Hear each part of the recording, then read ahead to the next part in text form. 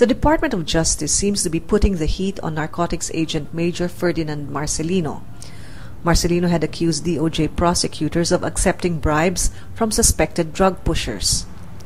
Now, the National Bureau of Investigation, which is also under the DOJ, says Marcelino has refused subpoenas to appear for questioning. Pinatawag naman nila ako. Hindi no yung reason kung yung tinitira ako ng NBI ngayon, ayoko magpunta doon.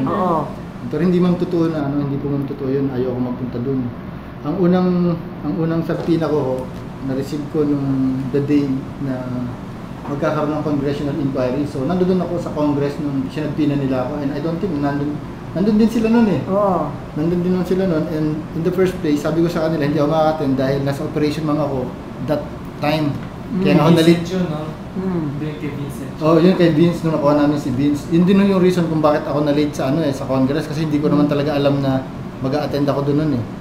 Galit na galit lang sa General Santiago na pumuntaan na rito.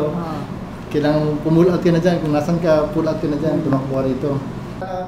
Marcelino heads the Special Enforcement Services of the Philippine Drug Enforcement Agency. His team arrested 3 men now known as the Alabang Boys, suspected drug pushers allegedly trying to buy their freedom. So far, the NBI has sent him 2 subpoenas. Ang pangalawang subpoena nila sa akin is last Friday. Last Friday, magpupunta naman talaga sana ako, kaya lang Thursday ng gabi, naka-receive ako ng call kay Colonel Tanalgo, yung Chief of Staff ng Marines. Ang sabi sa akin ni Colonel Tanalgo, pinagre-report ka ni Chief of Staff bukas, which is Friday nga ako. Sabi niya, mag-report ka kay Chief of Staff. Tinawagan kami dito sa Marines. Siyempre ma'am, Chief of Staff po namin yan eh. So, tinext ko ma'am si Attorney Ricafort, si Dulce. Sabi ko sa kanya, I might not be able to come to your office today kasi pinag-report ako kay Chief of Staff. Naka-receive ma'am ako sa kanya ng text na, okay sir, thanks. So all the while, alam ko, nagkaintindihan na kami na it's not that urgent na magpunta ako doon. Marcelino told Verifiles he has in fact given information to one of the NBI agents.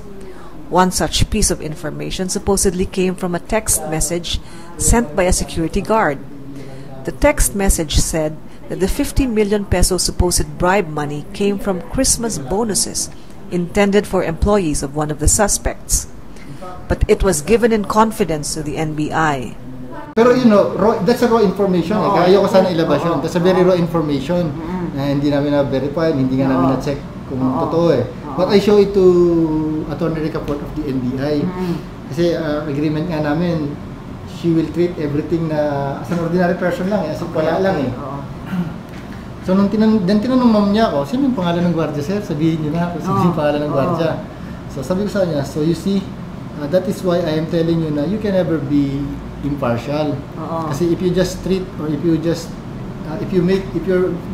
true and good dun sa agreement natin na it's just between 2 ordinary persons, you will not ask me kung sino yung gwardiya.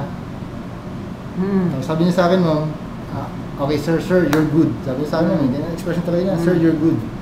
You're good. Nantuwang siya nun eh. No, sabi ko, I am not good. I am just being true. And I just want to demonstrate kung ano ang real situation. Definitely naiintindihan kita sa enthusiasm mo eh. Naunawaan kita sa desire mo na maging impartial eh. But naiunawaan ko din na you are under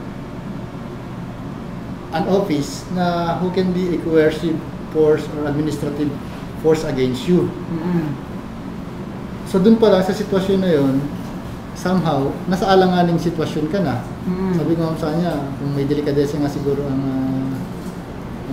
DOJ, right there and then, alam nilang sila imbestigahan. Sana, sinabi na nila na hindi kami dapat mag-imbestiga dito kasi part kami ng i-imbestigahan eh. PIDEA officials expect more attempts to discredit the anti-drug campaign by people on the other side of the law wanting to gain the upper hand. This is Luz Rimban reporting for Verifiles. In fairness, hindi kami na-operan doon na